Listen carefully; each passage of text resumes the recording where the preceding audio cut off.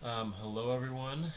My name is Nathan Pinder, and today I want to talk about a topic that is very dear to my heart.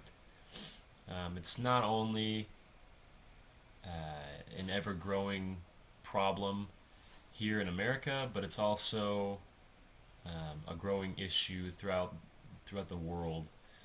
My topic is on major depression, and or more often just called depression.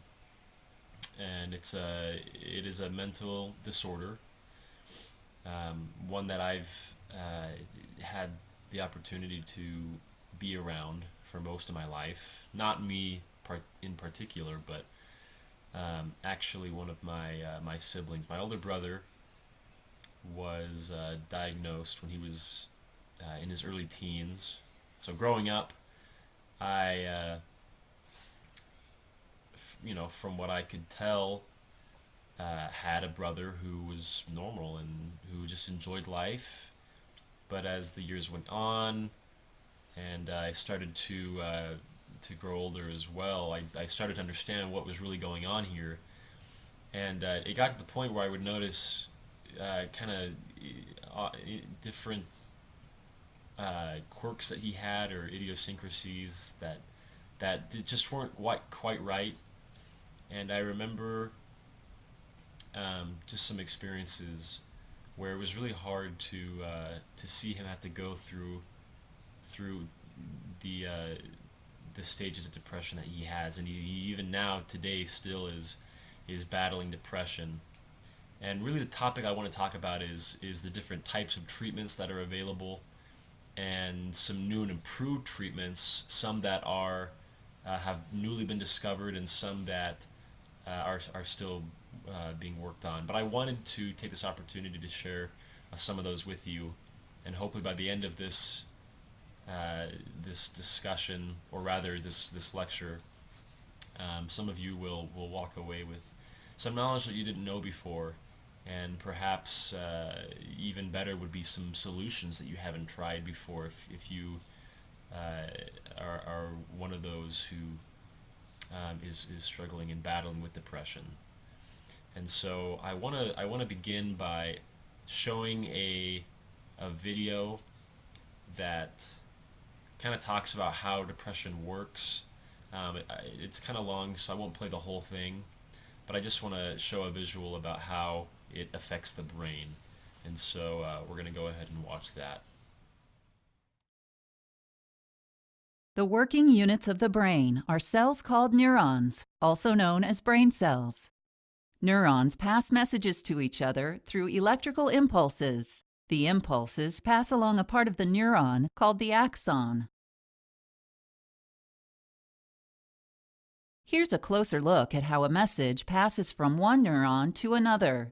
At the end of the axon, the impulse causes the neuron to release chemical messengers called neurotransmitters.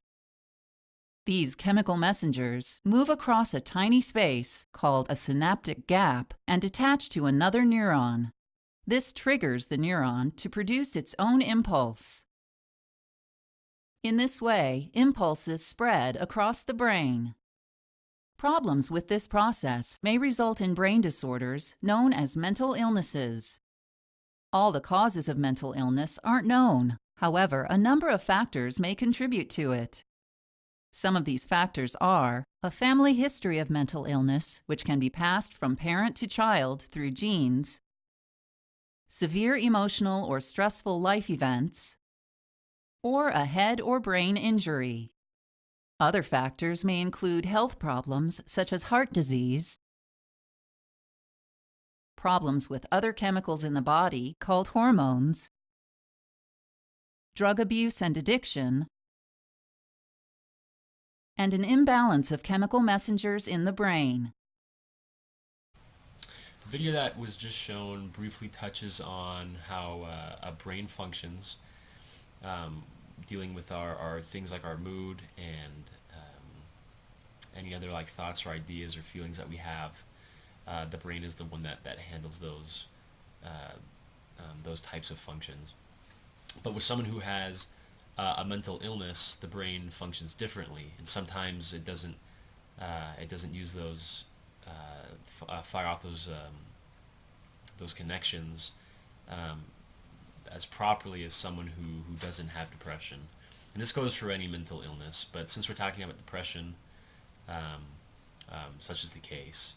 And so I did a little research on kind of the statistic on how many people have depression, and I found a source that's from 2005, which is quite a while ago.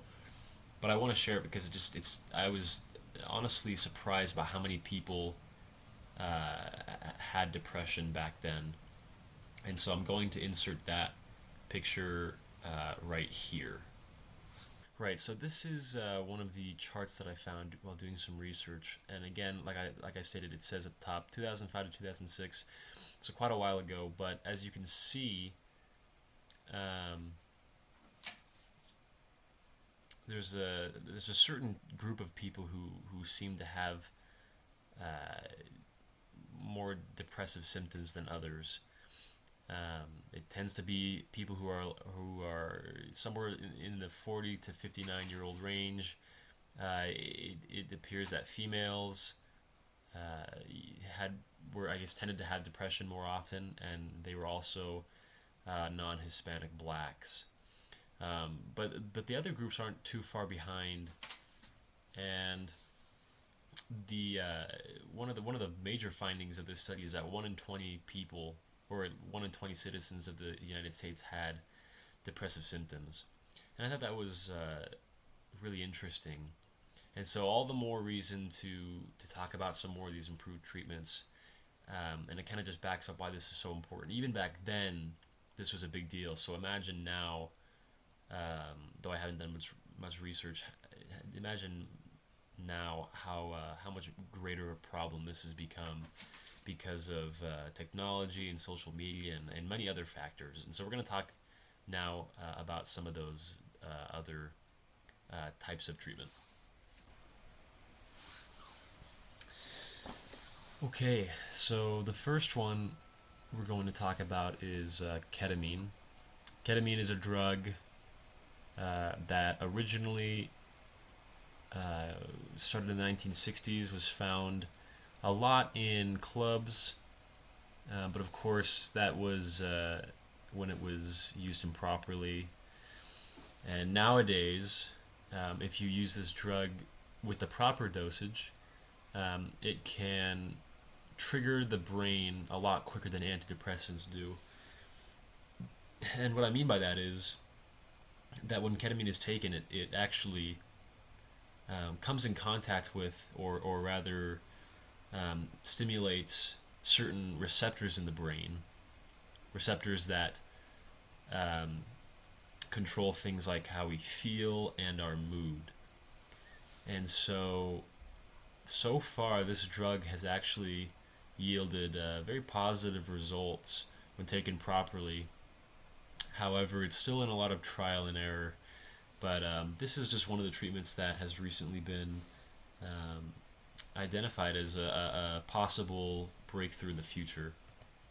Another one is therapy. Therapy is probably the most well-known form of treatment for depression or any mental illness. One of the types of depression is called cognitive behavior, which deals mostly with the behavior of the patient, and also things like goal setting, whereas other types of therapy will kind of dive into the past of that patient as a means of self-cope. And so therapy and antidepressants are usually taken together. The proper term for antidepressants is selective serotonin reuptake inhibitors, or SSRIs for short. Both of these in tandem have shown good good results. However, sometimes it can take a while for them to kick in, almost up to 3 weeks for these antidepressants to work. So that's why ketamine, which is much faster, is a much better form of treatment.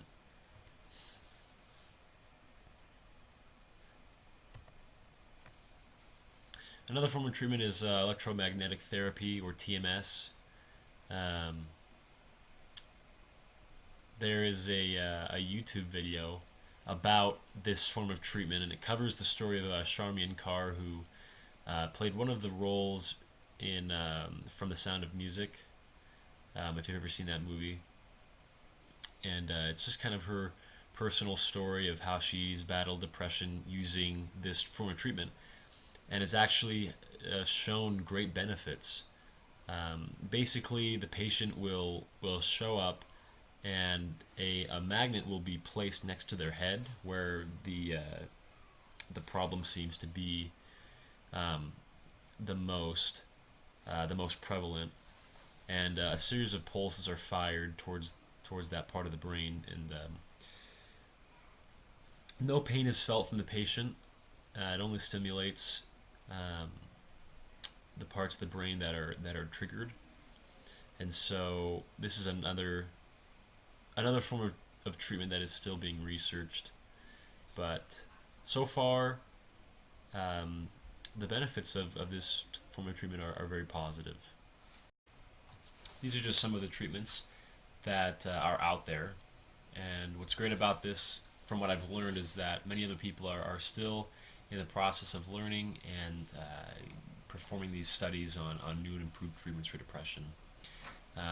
I personally am hopeful that my older brother will one day find um, some form of medication that will really help him in the long run, instead of him chasing different types of medications and um, really just searching for something that'll hopefully fix him long term. And I know that goes the same for many other people who either know someone or are that person who is struggling. And so I want to invite whoever is watching this video to consider doing some studies of your own and look into some of the things that I've shared today, and do what you can, especially for yourself. Uh, Continue fighting. Um, Mental illness is a big issue. I've seen it firsthand, how big of a problem it is. But I know that if we come together and continue to do some studying and support those who are studying um, these topics in search of cures, that we will one day find one. So thank you for taking the time to watch and listen.